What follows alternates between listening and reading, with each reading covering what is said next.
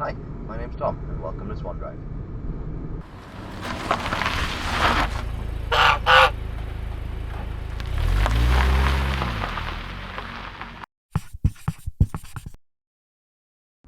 Welcome to the Swan Drive channel. I'm a qualified driving instructor based in Swansea. The aim of this particular series, the Driving 101 series, is to give you some background knowledge before you get into the car for your driving lessons. Not that it's not useful after you've had some lessons. Maybe if there's a topic area you're struggling with, then the video on that topic would be helpful. But the main aim, I would say, of this series is to teach the mental skills required to pass a driving test. The physical skills you're going to learn in the car. I can talk to you about how the clutch works and how the brake works, etc., etc.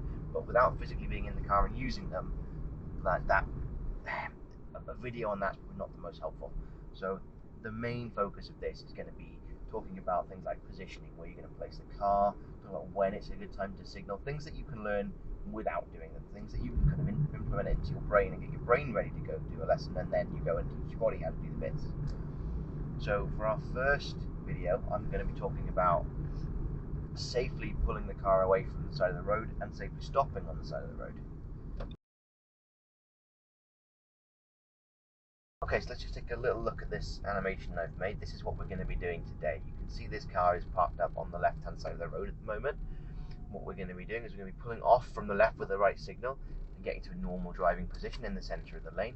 Then we're going to check it's safe, give a left signal, move back into the left and stop on the left. The first thing I'd like to look at to start prepping your brain, if you like, for how you should safely pull off from the side of the road to a test standard is what you can see out of the car. So let's just cut to another little animation I put together and let's talk about what you can see out of different windows, out of different mirrors, your viewpoints around the car. Let's have a little chat about that. If we take a look at this diagram here, we've got a top-down view of the car and we're going to go through all the different things that you can see. So this first picture I've highlighted in white what you can see out the front windscreen. So without moving your head, that's what you can see out the front, okay? Anything left or right of that, you can't see out that front windscreen, it's blocked by your pillars. This next image is what you can see if you turn your head to the left. If you turn your head 90 degrees to the left and look out of the left window, that's what you can see. And this image is what you can see if you turn your head to the right. So if you turn your head to the right and look out of the right window, this is what you can see.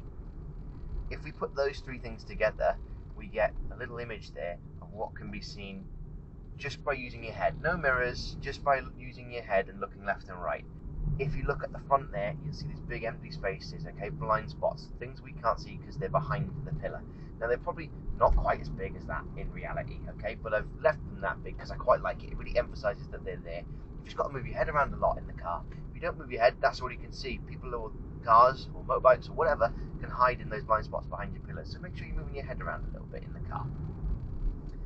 Okay, let's talk about mirrors next. So this next picture is what you can see out your rear view mirror. If you look in the interior mirror of the car, that's what you can see behind you out of the rear windscreen. The next image is what you can see in your left mirror. Your left wing mirror, that's the area covered by it. And the next image is what you can see in your right wing mirror, the things that are covered by your right wing mirror. Again, if we put those three things together, you can see what you can see in your mirrors. And again, behind you, you've got those blind spots. So let's put your mirror view and your front view together now. That's this image here. So this is what you can see just by turning your head and looking out the front of the car and using all of your mirrors. Yes, you've still got those big blind spots in front of you, but we can avoid those by moving our head around the pillar a little bit. Look at the big blind spots behind. You've got two small ones near to the car. They're very, very small. You've got bigger ones then out the back, where the wing mirror's view doesn't meet the view of the rear view mirror, the interior mirror. The way we get around that is we do what's called a blind spot check. So we physically move our head around to look over our shoulder. So this next image is what you can see if you turn your head to the left and look over your left shoulder behind you, out of the window. And then this next image is the same but on the other side of the car. So if you turn your head to the right and look out the right window over your right shoulder. Now let's put all of those things together. So if we combine what you can see out the front, what you can see in your mirrors, and what you can see in your blind spots, you can see almost everything is covered now. You've got two little ones at the back still, where someone very small maybe could hide behind your pillars at the back, right? And you've got the big ones at the front, but again, I'm leaving those there for emphasis, but you can see around them if you move your head a little bit.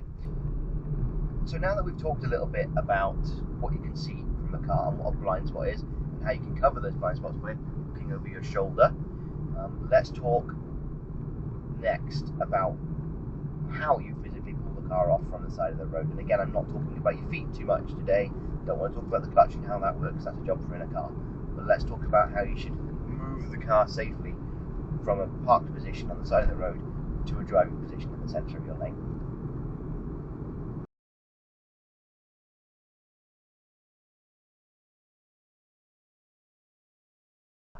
Okay, so I'm going to teach you a 6-point check. Some people teach a 5-point check. We're going to go with a 6.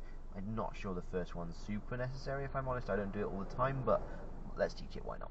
So, a 6-point check will always start with the pavement and end with the road. That doesn't mean left to right. It does for me today. If I was parked on the other side of the road, it would mean right to left. So I'm going to do both. We're going to start, though I'm on the left hand side there, we're going to start with the left one. So I start by looking at the pavement. I check my blind spot. I'm going to have a look who's on the pavement. I'm not super worried about that. There could be a cyclist that's going to jump off onto the road. There could be someone walking a dog on a long lead that might get in front of my car. I want to know who's there. So I've checked over there. That's check number 1 of 6. Check number 2, left wing mirror. So I go 1, 2. And I'm going to work my way around to my other blind spot. So I go 1, 2, 3 and 4 are what's in front of me. Right now there's quite a lot going on. And what's behind me in my rear view mirror. Then I check my right mirror. Then I check over my shoulder. And if nobody's coming and it's safe, I can go. If there's someone coming, I pause for a minute. I'll check my right shoulder again and I will make a move. Now when it comes to this signalling, I would always signal to pull off from the right, but I'd time it nicely. So just then I had a car come past me. I don't want to signal just as they're getting towards me, because if I'm parked here and I've got a car coming towards me, just as they're about to get to me, I give a right signal, I might panic them. So I don't want to give my signal then, but I would like to give one. Don't give it early either. If I give my right signal now, and then I look there, and I look there, and I look there, and there, and I do my 6-point check, I've been sat with my signal on for ages, right? So instead, I do it this way. I get my feet ready. I get it into first gear. I go right shoulder, left mirror, right shoulder, left shoulder, left mirror, front and back, right mirror, right shoulder, and give a signal, and just move off nice and slow. I'm going to keep an eye on that dog as I do it. Nice, and I move into the road to find a nice central position in the road. I'm checking my mirrors to see who's behind me. And that's all there is to it. It's easy enough, really, but let's just talk about doing it from the other side for a second. So the next video I'm going to show is going to be of me pulling off from the right-hand side of the road.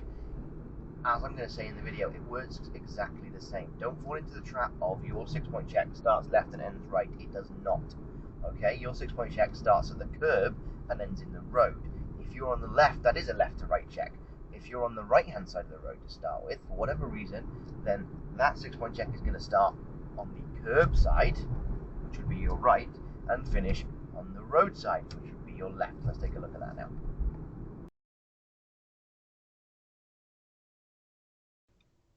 Then we're going to pull off. So, same as before. I was going to say but opposite, but no, it's still the same as before. You always start pavement side and you work towards the road.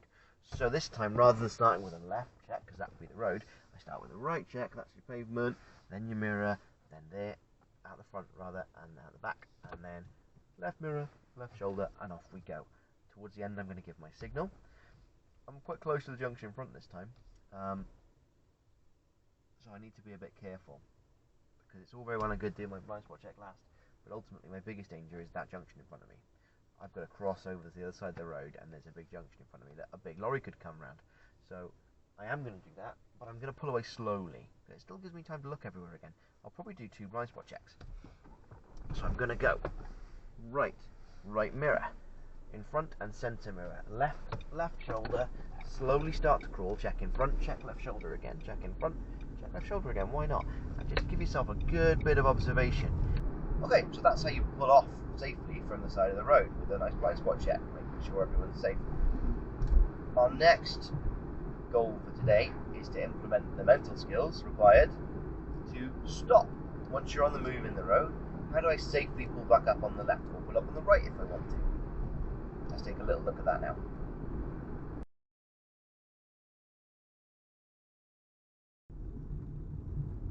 Okay, so I'm going to take the next road on the right, and then pretty soon after that I'm going to pull it up on the left.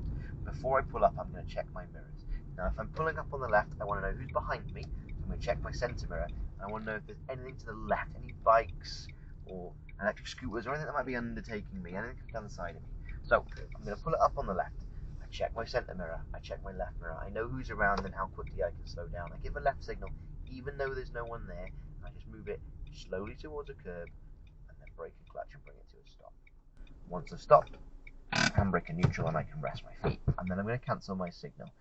I think it's important you remember to cancel that signal because it's easy to forget it's on. And on test day, you get pulled over a lot. So you get pulled up on the left-hand side of the road. You've put your left signal on, and it's white noise to you. You can't hear the ticking anymore. You've forgotten it's on, and then they ask you to pull away. And you pull off with a left signal, which is very confusing and very wrong. So I try and make sure I get that off when I stop. Good. I did have something else I wanted to say. In terms of the left signal. Why did I give the left signal? There was no one around, so it wasn't necessary. But look how close I am to that junction behind. Not too close, I'm okay to park here, but someone could have come in behind me as I was pulling up. It's nice to let them know I'm stopping. It's always good if you're stopping or starting to give a signal. Even if there's no one around, it's just good habit. Because if you start not doing it when there's no one there, eventually you'll just stop doing it completely. Okay. Or you'll miss somebody. It's easy to do. It's easy to miss people.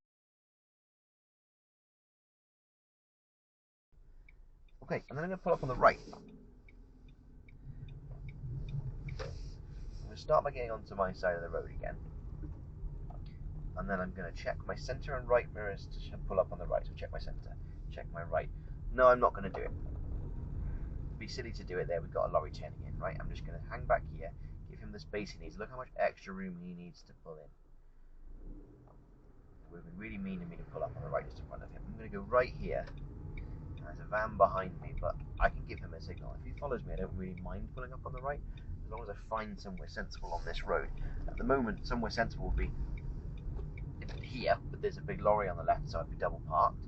I'm going to come around the side of that. I'm going to come around early so I can see early, and that way I've got time to get back in if it all goes wrong. Flip, it's busy, isn't it? Am I going to get to do this?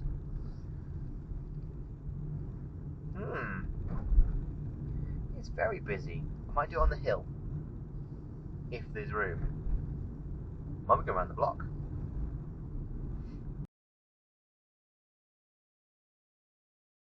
Okay, neutral on the right. And then once again I'm going to be looking for somewhere to stop on the right.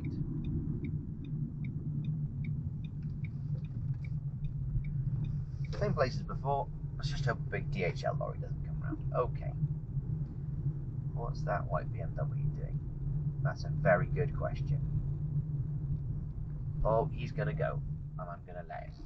Or her. Or them.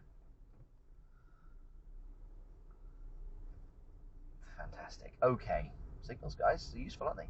Let's check those mirrors out. Centre and right mirror check. And then I'm going to give a right signal. I'm going to move over all the way to the right and get that signal back on if it falls off twice. I'm still checking those mirrors out. Checking those mirrors gives me a little idea how close I am to the curb, especially because I've got dot mirrors in this car, so I can see the back wheel a little bit, and it lets me get a nice distance between us and the curb. Okay, cool. So that's how you pull up on the left and how you pull up on the right. Not as much observation required. You still need to know completely what's going on around you. Let's talk about that blind spot check in a minute. When we pull up on the left, I'm not doing a little blind spot check to the left. There could be something in my blind spot, but I should know. I should know because when I'm generally driving along the road, I'm doing a fairly routine mirror check. I'm checking it often enough that I've got a good idea who's behind me. So unless someone has appeared in my blind spot in the few seconds between my last mirror check, no one's going to be in that blind spot. So when I'm on the move, because I'm checking those mirrors regularly, I don't need that blind spot check to stop. I did need it to start because I haven't been checking my mirrors regularly. I've just got in the car. I don't know what's going on around me yet. But once I'm on the move, I should have a fairly good awareness of what's going on around me. Thank you all for joining me today on Swan Drive's first Driving 101 video. I hope you found it helpful in some way. The plan is to put one of these up every week, so there should be another one coming up Monday. I think we're going to be doing key junctions next week, but stay tuned and find out, I guess. Look after yourselves, stay safe on the road, and I'll see you all next week.